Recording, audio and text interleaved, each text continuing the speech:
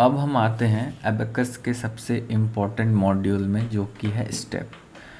Step क्या है कि हम एक तरह से उसको प्रोसेस बता रहे हैं। स्टेप को हम ऐसे भी कह सकते हैं, एक तरह से प्रोसेस क्रिएट कर रहे हैं। क्या प्रोसेस क्रिएट कर रहे हैं कि जो हमारा बीम हमने बना लिया, असेंबल कर लिया, उसको बाउंड्री कंडीशन दे दिया, लोड दे दिया, सब चीज़ दे दिया, लेकिन अभी तक एबेकस को पता नहीं है कि हमें उसके साथ करना क्या है। ठीक है, तो हम उसको स्टेप मॉड्यूल में बताएंगे। स्टेप मॉड्यूल में आने के बाद हमें यहाँ ऑप्शन मिलता है क्रिएट स्टेप का। इसमें जाने के बाद हम उसको स्टेप 1, देखिए मैंने कहा था कि इनिशियल स्टेप हमारा एक क्रिएटेड रहता है। इनिशियल स्टेट मतलब कि बेसिकली अभी हमने टी टाइम, हमारा मतलब टाइम अगर टी है तो टी टाइम मेरा ज़ीरो है। ज़ीरो टाइम पे, 0 सेकंड पे हमारा क्या कंडीशन है। फॉर एग्जांपल हमने इसको अभी तक क्या दिया है कि बाउंड्री कंडीशन हमारा फिक्स है, तो वो हम कह रहे हैं कि 0 टाइम पे फिक्स है। अब हमें दूसरा स्टेप बनाना है कि फाइनली वो क्या होना चाहिए उसके साथ, है ना। तो हम उसी पे जाएंगे। ठीक है, तो इनिशियल हमने स्टेप 1 तो बना लिया, लेकिन अब हमें यहाँ पे ढेर सारा प्रोसीजर मिलता है ना, कि कौन सा प्रोसीजर हमें करना है। कपल है, थर्मल है, इलास्टिक है, डायरेक्ट है, डायनेमिक एक्सप्लिट है, डायनेमिक इम्प्लिसिट है, जियोस्टैटिक है, हीट ट्रांसफ़र है, इतने सारे। अब हम इसमें कंफ्यूज हो जाते हैं कि हमें क्या करना है। ठीक है, तो जनरली हमारा by default static general choose रहता है। ठीक है, तो सीधा जानिए कि जो हमने जितना भी हमारा सॉफ्टवेयर या जो भी है साइंस से रिलेटेड, वो क्या है, एक तरह से क्या बेस्ड है, इंसान ने बनाया है। तो हमने उसका जितना भी नाम है ना, जो भी नाम हम देंगे, हम क्या है कि एकदम लेज़ी पर्सन होते हैं इंसान। तो हम क्या करते हैं कि ऐसा ही नाम देते हैं जिससे नाम से ही हमें समझ में आ जाए कि वो कर क्या है। तो हम इसको एनालिसिस करने कह रहे हैं स्टैटिक जनरल, मतलब एक तरह का स्टैटिक एनालिसिस करना है जनरल मोड में। ठीक है, स्टैटिक एनालिसिस का मतलब क्या है कि बीम हमारा स्टैटिक रहेगा, उस पर कोई भी साइक्लिक लोडिंग नहीं आएगा, वो मूव बेंड करेगा, लेकिन वो इफ़ेक्ट जो है ना, क्योंकि इस इनिशियली हमारा स्टैटिक रहेगा। ठीक है, अगर हम उसमें एम्पलीट्यूड दे दिए, एम्पलीट्यूड क्या होता है कि हम एक तरह का साइक्लिक फॉर्म क्रिएट करते हैं, जो कि क्योंकि एक्चुअल साइक्लिक लोड तो हम दे नहीं सकते हैं, तो हम उसको वेव, एक तरह से जो है ना वेव क्रिएट करते हैं by the means of table, कि उस पर आखिर एक्ट कैसे होने वाला है। तो वो हो गया मेरा डायनमिक। तो स्टैटिक और डायनमिक में आपको समझ में आ गया। ठीक है, अब जनरल और रिक्स ये दो मेथड है। तो जनरल क्या है कि सबसे पहला हमारा मेथड आया था स्टैटिक जनरल, कि इस तरह से हमें एनालिसिस करना है। ठीक है, फिर क्या हुआ, उसमें थोड़ा मॉडिफिकेशन हुआ। रिक्स नाम के साइंटिस्ट आए, उन्होंने थोड़ा मॉडिफिकेशन किया, तो उन्होंने अपना एक मॉडल दे दिया स्टैटिक रिक्स, जो कि मोर एक्यूरेट हो गया। हम इस वाले में स्टैटिक जनरल ही यूज़ करेंगे। ठीक है, लेकिन अब और भी तो जानना ज़रूरी है, जो बाकी सारी चीज़ें। तो विस्को नाम से समझ में आ रहा है, विस्कोसिटी रिलेटेड एनालिसिस होगा, हम विस्को चूज़ करेंगे। सॉइल रिलेटेड होगा, सॉइल चूज़ करेंगे। मास डिफ्यूज़न, हीट ट्रांसफ़र इनके बराबर होगा, तो वो यूज़ करेंगे। हम सिविल में, जो हमारा सिविल में यानी कि स्टील या बीम का हम एनालिसिस करते हैं, तो स्टैटिक जनरल, स्टैटिक रिक्स, ये कब हुआ, जब हम सिंपल एक सिंगल लोड दे दिए और एनालिसिस कर रहे हैं। अंतर क्या है दोनों में, कि ऐसा है क्या कि हम जहाँ पर रिक्स यूज़ करें वहाँ जनरल यूज़ नहीं कर सकते? नहीं, ऐसा कुछ नहीं है। हम जहाँ जनरल यूज़ कर रहे हैं वहाँ स्टैटिक रिक्स भी यूज़ कर सकते हैं। हम वहाँ डायनेमिक एक्सप्लिसिट भी यूज़ कर सकते हैं, डायनेमिक इम्प्लिसिट भी यूज़ कर सकते हैं। ठीक है, तो बस अंतर क्या है सब में, कि जैसे कि जनरल है, ठीक है, तो स्टैटिक वाले में जनरल यूज़ करते हैं, लेकिन उससे ज़्यादा एक्यूरेट क्या हो गया, रिक्स मेथड हो गया। ठीक है, सिमिलरली डायनेमिक वाले में अगर हम इम्प्लिसिट यूज़ करते हैं तो क्या हुआ कि ये जल्दी रिजल्ट देगा, ठीक है, लेकिन एक्यूरेट नहीं होगा। एक्सप्लिसिट यूज़ करते हैं तो क्या होगा कि हमारा रिज़ल्ट जो होगा एक्यूरेट होगा, और डायनेमिक तो है ही हमारा। ठीक है, तो ये जो चार टॉपिक हैं, डायनेमिक, इम्प्लिसिट, एक्सप्लिसिट और स्टैटिक रिस्क और स्टैटिक जनरल, इस पर सेपरेट वीडियो बनेगा, ताकि क्योंकि ये जो है ना डीप कॉन्सेप्ट है इसको समझने के लिए। तो अभी बस आप इतना समझिए कि स्टैटिक जहाँ हमारा होगा वहाँ हम स्टैटिक जनरल या रिक्स यूज़ करते हैं। जहाँ डायनेमिक एनालिसिस करना होगा, जहाँ साइक्लिक लोडिंग आएगा, अर्थक्वेक को हम लेंगे, विंड को लेंगे, वहाँ पे हम डायनेमिक या डायनेमिक एक्सप्लिसिट, इम्प्लिसिट या एक्सप्लिसिट यूज़ करेंगे। ठीक है, हम इस वाले मॉडल में डायनेमिक एक्सप्लिसिट भी यूज़ करते हैं। ठीक है, कर सकते हैं, कोई दिक्कत नहीं है। ठीक है, और मैंने बहुत जगह किया भी है। क्यों? क्योंकि कभी कभी क्या होता है कि स्टैटिक जनरल में क्या होता है ना कि एरर बहुत जल्दी आ जाता है, ठीक है, क्योंकि ये ओल्ड मेथड हो गया, डायनेमिक हमारा न्यू मेथड हो गया, ठीक है। तो इसीलिए क्या होता है कि हम जहाँ पे जब कभी एरर आ जाता है तो हम क्या करते हैं, इस स्टेप में जा करके स्टेप को चेंज करके डायनेमिक एक्सप्लिसिट कर देते हैं। अंतर ये होगा, जो हमारा स्टैटिक जनरल है वो हमें क्या रिजल्ट क्विक दे देगा। क्विक मतलब इंस्टेंट आ जाता है, लगभग 5 मिनट भी नहीं लगता, हमारा एनालिसिस कंप्लीट हो जाता है, ठीक है। और एक्सप्लिसिट जो होगा वो डिटेल्ड एनालिसिस करके हमें आंसर देगा। फॉर अब इसको समझने के लिए हम ऐसे समझ सकते हैं कि अगर मान लीजिए हम एक बीम ले रहे हैं सिंपली सपोर्टेड, उस पर हमें मोमेंट निकालना है सेंटर पे, तो हम सीधा जानते हैं WL²/8 होता है, तो हमें पता है फॉर्मूला, ठीक है। तो स्टैटिक जनरल क्या हो गया कि हम सीधा फॉर्मूला लिए, उसमें डाल दिए वैल्यूज़, वो हमें आंसर दे दिया।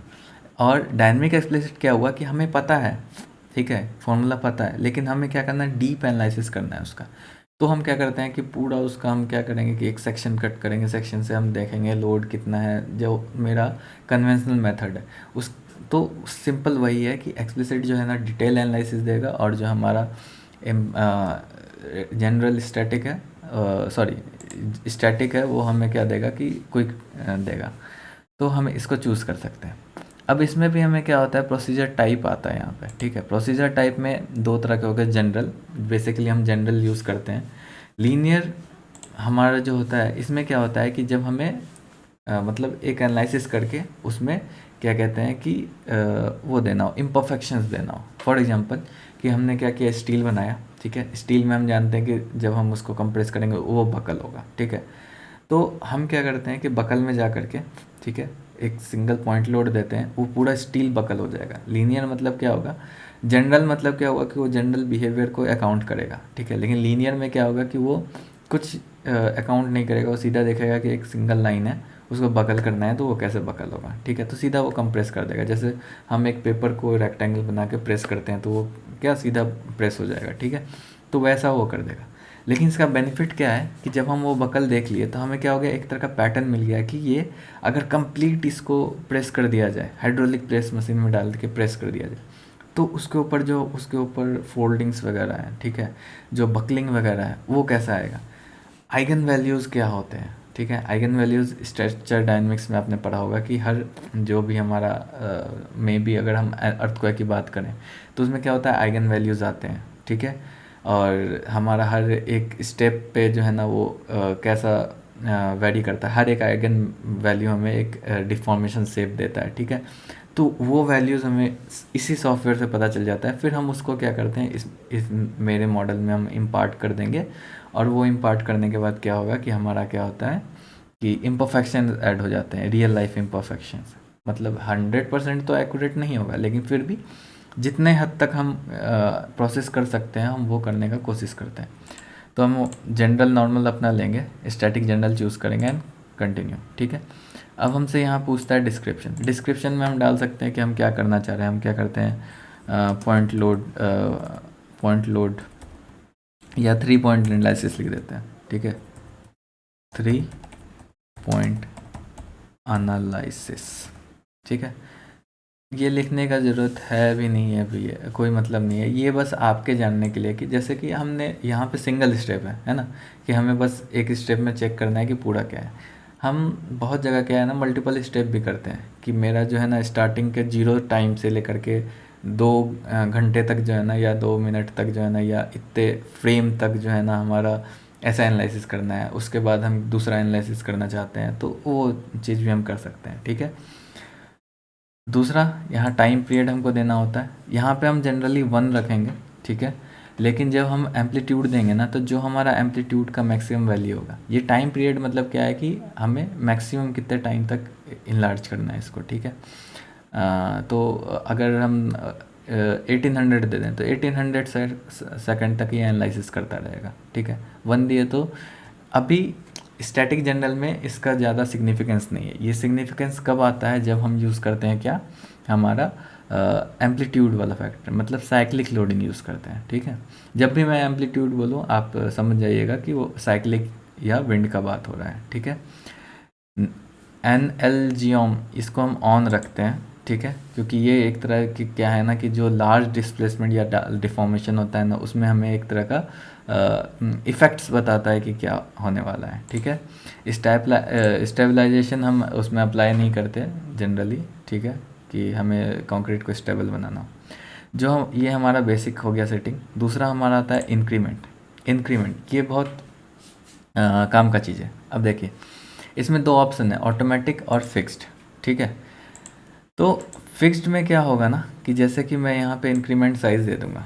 इंक्रीमेंट साइज़ क्या होता है कि जब हम स्टेप रन होता है ना, जब हमारा जॉब रन होता है, तो वो क्या होता है कि हर स्टेप पे होता है कि कितने टाइम के लिए जो हमने 1 दे रखा है उसका कितना हिस्सा हमें लेना है। ठीक है, तो इंक्रीमेंट साइज़ अगर हमने 1 दे दिया और नंबर ऑफ़ इंक्रीमेंट दे दिया 1000, ये क्या होता है, देखो सीधा सिंपल सा बात है कि जो हमारा पूरा ये प्रोसेस है क्या है, इटरेटिव है। इटरेटिव मतलब क्या, रिपीट हो रहा है। ठीक है, तो हमने उसको क्या बोला कि 1 लेना है और उसको 100 बार रिपीट करना है। ठीक है, अगर हम इसको 0.01 कर दें तो क्या हो जाएगा, 0.01 लेना है, उसको 100 बार रिपीट करना है। लेकिन यहाँ पे ट्विस्ट क्या है कि 0.01 तो हमने क्या लिखा है, 1 जो हमने टाइम दे रखा है उसका 0.01 सेकेंड, यानी कि ये 0.01, 0.02, 0.03, 0.04 ऐसे होते होते होते होते होते आगे इंक्रीमेंट होगा। लेकिन अब क्या होगा कि ये 100 पे जा कर के रुक जाएगा। ठीक है, भले ही हमारा टाइम 1 है, ठीक है, हमने यहाँ पे टाइम पीरियड 1 दे रखा है, लेकिन ये जैसे ही हमने 0.01 दिया, ये 0.01, 0.2, 0.2, 0. कब तक होगा ये, जब 100 मेरा पूरा हो जाएगा, यानी कि 1 तक। ठीक है, तो अगर हम इसको इंक्रीमेंट कर देते हैं, अगर हम इतना दे देते हैं तो ये 1 से अबव भी जाएगा। तो मैंने क्या बताया था, उसका सिग्निफिकेंस उतना नहीं है। ठीक है, जब हम ऑटोमेटिक देंगे तो ये हमसे पूछेगा इनिशियल, मतलब स्टार्टिंग के वक्त मेरा क्या इंक्रीमेंट साइज़ होना चाहिए। तो जनरली हम 0.01 रखते हैं। मैक्सिमम मेरा इंक्रीमेंट साइज़ कहाँ तक जाना चाहिए, हम 1 दिए क्योंकि मेरा टाइम पीरियड 1 है उसके अकॉर्डिंग। और मिनिमम कहाँ तक जाना चाहिए, तो e⁻⁻005, इसको हम 15 भी कर सकते हैं, कोई दिक्कत नहीं है। मेन क्या है, मैक्सिमम नंबर ऑफ़ इंक्रीमेंट, ये 100 रहता है। ठीक है, तो जनरली क्या हो जाता है ना कि हमारा रिज़ल्ट क्या होता है कि इंक्रीमेंट की वजह से एरर दे देता है कि आपका इंक्रीमेंट जो दे रखा है वो कंप्लीट नहीं हुआ। मतलब कि हम उसको इंक्रीज़ करें। मान लीजिए हमने 1000 दे रखा है, 1000 बार उसने इटरेशन रन किया, 1000 पे जा कर के वो स्टॉप हो जाएगा। लेकिन हमारा एनालिसिस तो अभी भी अधूरा है कि क्योंकि वो टाइम बढ़ता गया। ठीक है, लेकिन 1000 पे स्टॉप हो गया। अभी और भी आगे स्टेप हो सकता था जब वो क्रैक आएगा। ठीक है, लेकिन वो 1000 पे स्टेप आ गया, स्टॉप हो गया, तो वो आपको एरर दे देगा कि आपका इंक्रीमेंट जो है ना वो सही नहीं है। ठीक है, तो इसको बेसिकली जो है ना मैक्सिमम रख देते हैं, 1 लाख समथिंग रहता है ये। ठीक है, तो उससे कोई दिक्कत नहीं है, इसमें हम कोई भी चेंज नहीं करेंगे। ये हमारा एक तरह सा मेथड है कि हम किस तरह से सॉल्व करना चाहते हैं मैट्रिक्स, फुल न्यूटन, ये हमने इसमें पढ़ रखा है कि जो हमारा इक्वेशन सॉल्व करने का मेथड क्या होता है। ठीक है, एंड देन ओके, तो ये करते ही हमारा एक स्टेप तैयार हो गया। हम यहाँ मॉड्यूल में जाएंगे तो हमें यहाँ दिखेगा कि स्टेप हमारा प्रोसीजर हो गया, जिसमें कि स्टेप 1 है स्टैटिक जनरल हमें करना है। अगर हमें और करना है तो हम स्टेप 2 करके उसको टाइम दे सकते हैं। जैसे टाइम पीरियड 1 था तो वो कंप्लीट टाइम पीरियड के लिए हो गया, लेकिन टाइम पीरियड अगर हम उसको 0.5 दे देते तो हम स्टेप 2 क्रिएट करते कि 0.5 से लेकर के 1 तक के लिए क्या होना चाहिए, है ना। तो ये हो गया मेरा स्टेप। तो बेसिकली हमने स्टेप में इसको एबेकस को बताया है कि हमें स्टैटिक जनरल नाम का एक प्रोसीजर रन करना है और एनालिसिस करके हमें बताना है कि ये कंक्रीट के साथ जो हमारा कंक्रीट बीम है उसके साथ क्या होने वाला है ना। तो ये था हमारा पूरा स्टेप मॉड्यूल, और जो इसके डिटेल इस छोटी छोटी चीज़ें हैं उनका सेपरेट वीडियो में अलग से डालूँगा। ठीक है, ताकि उस चीज़ को आप रेफ़र करके ज़्यादा अंडरस्टैंडिंग हो सके कि आखिर डायनेमिक एक्सप्लिसिट क्या है, इम्प्लिसिट क्या है। ठीक है, बाकी कहाँ यूज़ करते हैं, कैसे यूज़ करते हैं, ये तो मैंने क्लियर कर दिया है। और भी कोई दिक्कत हो आप कमेंट कीजिए, मेल कर सकते हैं मुझे। बहुत लोग मेल करते हैं कि उनका प्रॉब्लम होता है तो वो मेल करते हैं, मैं उनको सॉल्यूशन प्रॉपर देता हूँ। ठीक है, तो आप ये कर सकते हैं। ठीक है, बाकी लाइक शेयर सब्सक्राइब तो आप लोग कर ही रहे हैं, तो वो करते रहिए। और ठीक है, तो अगले वीडियो में मिलते हैं। धन्यवाद।